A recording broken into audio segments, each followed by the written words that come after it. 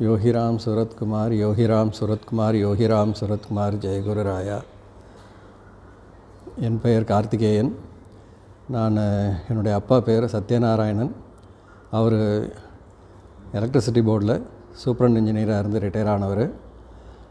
அவர் 1986 சுவாமியோட ஒரு பழக்கம்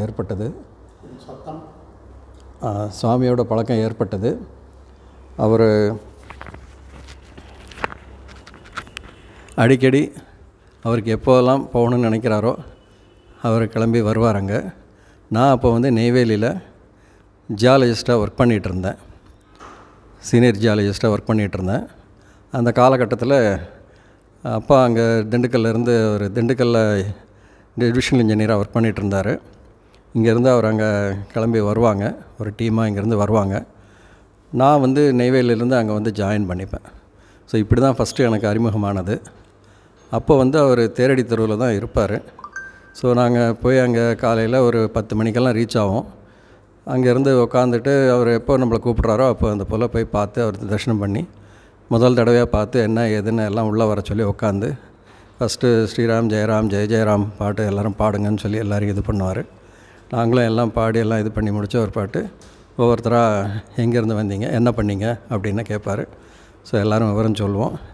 எல்லாருக்கும் my father is there, my father's blessings. I am a beggar, I don't have any thing, my father only has and he will take care of you அப்படின்னு சொல்லிட்டு எல்லாருக்கும் ஆசீர்வாதம் பண்ணி அனுப்புவார்.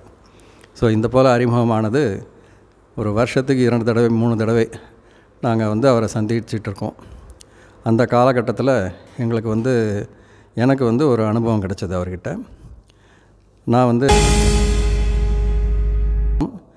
யோகிராம் சுரத்குமார் சுவாமிகளை பார்த்துட்டு நெய்வேலிக்கு வந்த ஒரு பாட்டு நான் அப்போ பிராணிக் ஹீலிங் பண்ணிகிட்ருந்தேன். அப்போ என் கூட நண்பர் திரு கோபிநாத் அவர்கள். அவர் சாயந்தரம் நாங்கள் 2 பேரும் மெடிடேஷன் பண்ணிகிட்டு இருக்கும்போது அவருக்கு ஒரு இன்ட்யூஷன், ஒரு பெரிய இந்த உலகத்திலேயே ரொம்ப உயரமான ஒரு இடத்துல இருக்கிற ஒரு கோயிலுக்கு நம்ம போகிறா போல் இருக்குது, அது எங்கே என்னென்னு உங்களால் இது பண்ண முடியுமான்னு கேட்டார். நானும் சரி இது இமயமலையில் இருக்கிற கைலாய மலையாக தான் இருக்கும் அப்படின்னு சொல்லிட்டு அவர்கிட்ட சொல்லும்போது அந்த போல் தான் எனக்கு காட்சி தந்தது. நம்ம அடுத்த வருஷம் போகிறோம் அப்படின்னு சொன்னார். உடனே நானும் என்ன பண்ணேன், அதுக்கு வேண்டிய ஏற்பாடுகள் செய்யணுமேன்னு சொல்லிவிட்டு ஈரோடில் ஒரு ட்ராவல்ஸ் மூலிமா அதை புக் பண்ணுவோன்னு சொல்லிட்டு புக் பண்ணோம். அவர் என்ன சொல்லிட்டாரு, நீங்கள் மார்ச் மாதத்தில் எனக்கு விசா இதெல்லாம் ப்ராசஸ் பண்ணுறதுக்கு எனக்கு மார்ச் மாதத்தில் எனக்கு இந்த டீட்டெயில்ஸ்லாம் வேண்டியது இருக்கும், பாஸ்போர்ட் வேண்டியது இருக்கும் அப்படின்ட்டார். ஸோ நாங்களும் அதுக்கு அந்த இன்சிடெண்ட்டை டோட்டலாக மறந்துட்டோம். திரும்பி அதுக்கப்புறமா சுவாமிகிட்ட 2 தடவை போயிருக்கோம். மார்ச் மாதம் வந்ததும் அவர் நீ எங்கே பிரயாணம் போகிற அப்படின்னு கேட்டார். எனக்கு ஒரு நிமிஷம் ஒன்றும் புரியல. எங்கே பிரயாணம் போகிறேன்னு சொல்லிட்டு where are you going, which place you are going அப்படின்னு கேட்டார். எனக்கு அது என்னன்னு தெரியல. அப்புறம் ஒரு செகண்ட் எனக்கு ஸ்ட்ரைக் ஆச்சு. Yes Swamiji, just we are planning to go for mount Kailash போயிட்டு வரணுன்னா ஒரு பிரயத்தனம் இருக்குது அப்படின்னோம். உடனே அவர் சிரிச்சிட்டு கொஞ்ச நேரம் கழித்து சைலண்ட்டாக இருந்தார். திரும்பி நான் we need your blessings father அப்படின்னோம், சுவாமிஜி அப்படின்னோம். அவர் உடனே முதுகில் தட்டி my father's blessings, he is there for you, I will be always with you அப்படின்னார். எனக்கும் ரொம்ப இதாக இருந்தது. என்னடா நம்ம மறந்து போனோமே, அவரை ஞாபகப்படுத்தி நம்மளை இந்த போல் அவர் இது பண்ணுறாரு அப்படின்னு சொல்லிட்டு திரும்பி ஊருக்கு வந்தாச்சு. நெய்வேலிக்கு வந்துட்டு என் நண்பர்கிட்ட நான் சொல்கிறேன், நான் இந்த போல் போயிருந்தேன், அவர் மகானை பார்த்தேன், அவர் எனக்கு இந்த போல் திடீர்னு அவர் ஞாபகப்படுத்தினார் அப்படின்னு சொன்னேன். ஞாபகப்படுத்தினாரா? எனக்கு ஆல்ரெடி எனக்கு இங்கே நம்ம அந்த ட்ராவல் ஏஜென்ட்கிட்ட 2 லெட்டர் எனக்கு வந்திருக்கு. நான் 2 நாளாக கேம்ப் போனதுனால நான் அதை பார்க்கல, இப்போ அதை நான் உங்ககிட்ட காட்டுறேன் அப்படின்னு சொல்லிவிட்டு அந்த இதை காட்டினோடனே அதுக்கப்புறமா அதோடய ஏற்பாடுகளெல்லாம் செஞ்சோம். திரும்பி நாங்கள் ஏப்ரல் மாதம் திரும்பி மகானை போய் பார்க்க போகும்போது, சுவாமிஜி எனக்கு கைலாய மலைன்றது அவ்வளோ ஈஸியான இது கிடையாது, நாங்கள் இந்த போல் பிரயத்தனம் பண்ணுறோம், நீங்கள் எங்களோட இருந்து எங்களுக்கு ரட்சிக்கணும் அப்படின்னு சொல்லிவிட்டு நான் அவர்கிட்ட ப்ரே பண்ணேன். அவர் அப்பவும் அதே தான், my father's blessings, my father is there, he will take care of you, don't worry அப்படின்னு சொல்லி ஒரு இது சொல்லி கொடுத்தாரு. ஒரு பழம் ஒன்று, ஆப்பிள் பழம் ஒன்று கொடுத்தார். சரின்னு அதை வாங்கிட்டு சாமியோடைய பிளெஸிங்ஸோடு நாங்கள் மே மாதம் கிளம்புறோம். கிளம்பி நாங்கள் வந்து ஃபஸ்ட்டு நேபாள் வழியாக போகிறது தான் பிளான் எங்களுக்கு. நேபாள் வழியாக போனோம். போய் முதல் நாள் வந்து நாங்கள் நேபாளிலேருந்து அங்கே நைட்டு போய் ஸ்டே பண்ணுறோம். ஒரு ஹோட்டல் பார்டரில், சைனா பார்டரில் வந்து ஸ்டே பண்ணுறோம். அந்த இடம் வந்து ஞாலம்னு சொல்லி ஒரு இடம். அந்த இடத்துக்கு முன்னாடி ஒரு இடத்துல ஸ்டே பண்ணுறோம் நேபாளில். அப்போது பண்ணும்போது நாங்கள் எங்கள் டீமில் ஒரு 20 பேர் போயிருந்தோம். அதே போல் வேறு ஒரு டீமில் இருந்து நம்ம கைலாஷ் யாத்ரா டீம்னே சொல்லிவிட்டு டெல்லியிலேருந்து ஒரு டீம் வந்தது. ஒரு 4 பேர் தான் அவங்க வந்தவங்க. அப்போ என்னாச்சுன்னா, நாங்கள் உள்ளே நுழையிறோம். அவங்க அந்த கைலாஷ் டீம் நடத்துகிற ஒரு சுவாமிஜி தான் வரும். அவர் அங்கே உட்காந்துட்ருக்கார். என்னை பார்த்த உடனே எனக்கு வந்து அப்படியே ஒரு இது என்னென்னா, நம்ம சுவாமிஜி எப்படி இருப்பாரோ அதே போல் அவர் இருந்தார். எங்களால் அதை மறக்கவே முடியல. எனக்கு அப்படியே அவர் நின்று பார்த்து எனக்கு கண்ணில் தாராதாரியாக தண்ணி வழுகுது. அப்படியே என்ன நம்ம சாமியை நினச்சிட்டு இருந்தோம், நம்ம சாமியே கூட வருவேன்னு சொன்னார், இந்த போல் ஒருத்தர் வந்திருக்காரு அப்படின்னு சொன்ன உடனே எனக்கு ரொம்ப இதாக இருந்தது. அப்படியே போய் நான் அவர் சாஷ்டாங்கமாக காலில் விழுந்தேன்.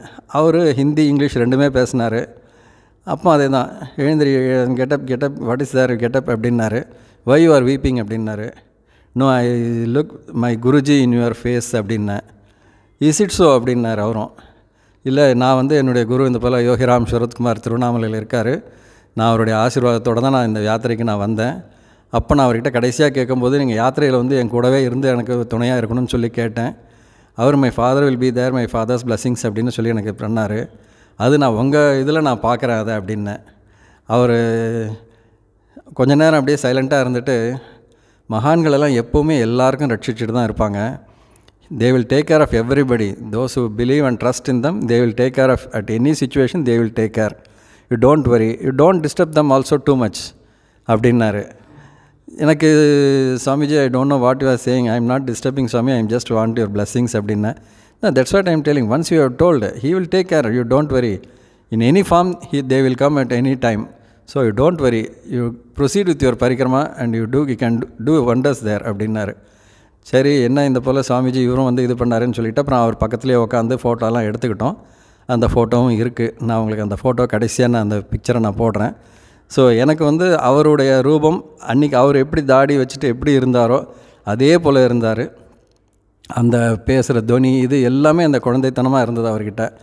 நான் அவரை மறக்கவே முடியாது. 4 நாள் அவரோட யாத்திரை பண்ணோம். அதாவது நேபாள் பார்டர்லேருந்து மானசரோவர் ஏரி மட்டும் நம்ம போகிற மட்டும் அந்த 4 நாளும் வந்து அவரோட தரிசனத்து கூடயே போய் வந்துட்டு இருப்பார். மானசரோவர் ஏரியில் அவங்க வந்து நாங்கள் வந்து சிவாச்சாரியர்கள் ஆகமப்படி நாங்கள் பூஜை பண்ணிகிட்டு இருந்தோம். அவர் வந்து சாஸ்திரிகள் இவங்கெல்லாம் பண்ணுற போல் அவங்க வந்து ருத்ரம் வேதம் இதெல்லாம் படித்து அவங்க பூஜை பண்ணாங்க. அந்த பூஜைக்கும் பார்த்துட்டு அங்கேருந்து எழுந்திரிச்சு வந்து you come with me and join அப்படின்னாரு. எனக்கு ரொம்ப சந்தோஷமாக இருந்தது. திருப்பியும் நான் வந்து அப்போ அங்கே யோகிராம் சுரத்குமார் தான் நினச்சேன். ஸோ ஒவ்வொரு இடத்துலையும் அவர் தான் நம்மளை வந்து துணைக்கு கூப்பிட்டு கைட் பண்ணி அவரை நம்மளை கூட்டிகிட்டு வழி நடத்துகிறாரு அப்படின்னு சொல்லிட்டு திரும்பி நான் வந்து அந்த பூஜைக்கு அவரோட போய் உட்காந்து கலந்துக்கிட்டேன். அப்போது வந்து என்கிட்ட இந்த வில்வ இலையெல்லாம் நாங்கள் கொஞ்சம் எடுத்துகிட்டு போயிருந்தோம். அதெல்லாம் அவர் கொடுத்தோடனே அவருக்கு ரொம்ப சந்தோஷம். இந்த போல் இதெல்லாம் வந்து எங்களுக்கு கிடைக்காது, ரொம்ப சந்தோஷம் அப்படின்னு சொன்னார். அதுக்கப்புறமா அவர் எங்களை ஆசீர்வாதம் பண்ணி அடுத்த நாள் வந்து நாங்கள் பரிக்கிரமா ஸ்டார்ட் பண்ணோம்.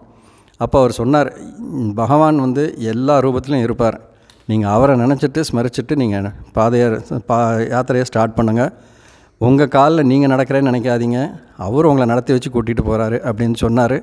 அதே போல் நாங்கள் வந்து 15,000 அடி உயரத்துலேருந்து 21,000 அடி மேலே நம்ம பரிக்கிரமாவில் ஏறணும். 58 கிலோமீட்டர் 3 நாள். ஆக்சிஜன் ரொம்ப கம்மியாக இருக்கும். அந்த நேர காலகட்டத்திலலாம் ரொம்ப சிரமமாக இருக்கும் நமக்கு ஏறுறதுக்கு.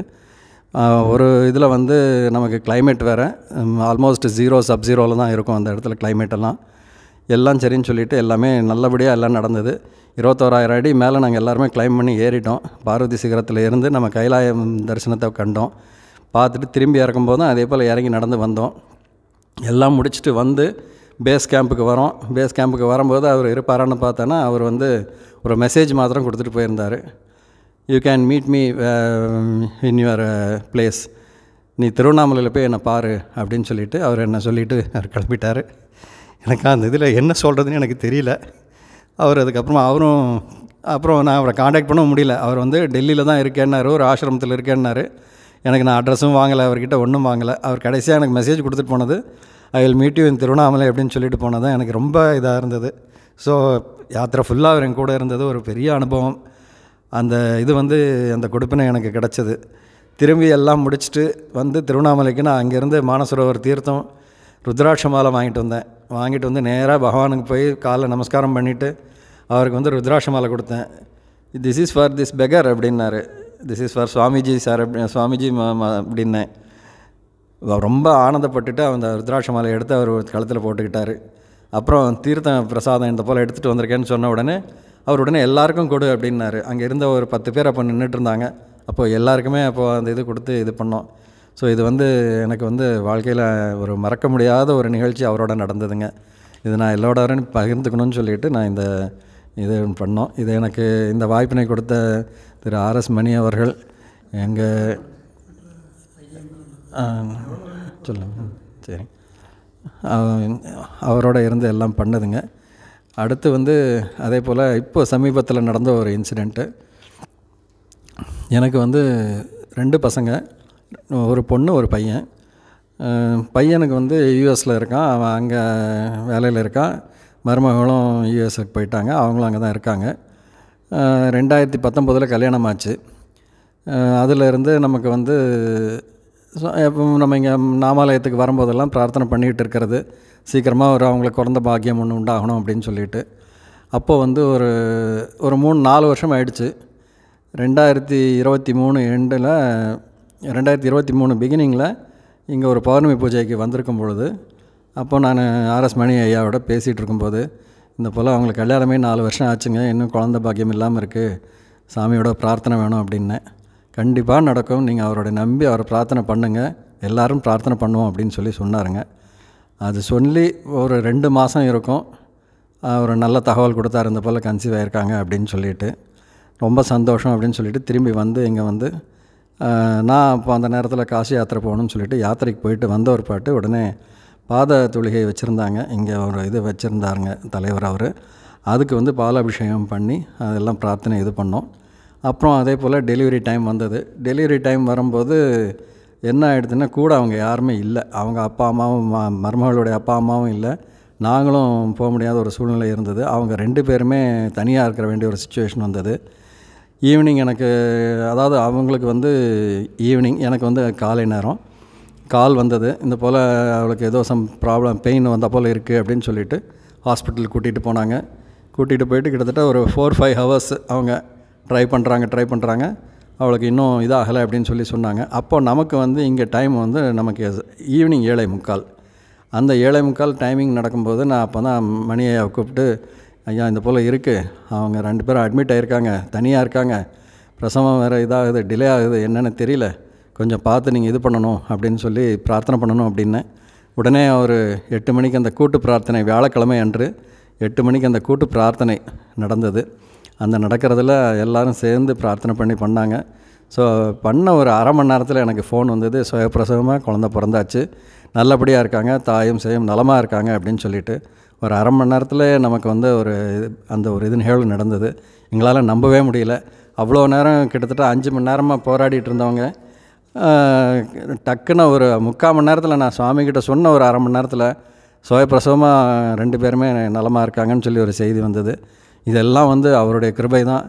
20 வருஷ காலமாக அவரோட இருந்து, அவரோட இதிலேயே சதா காலமும் இருந்து நம்ம இது பண்ணதில் அவருடைய அனுகிரகம் எங்களுக்கெல்லாம் பரிபூர்ணமாக இருக்குன்ற ஒரு இதில் நம்பிக்கையோடு நாங்கள் இருந்தோம். ஸோ இந்த நிகழ்வை பகிர்ந்துக்கிறதுக்கு எனக்கு ரொம்ப வாய்ப்பு கொடுத்ததுக்கு ரொம்ப நன்றிங்க.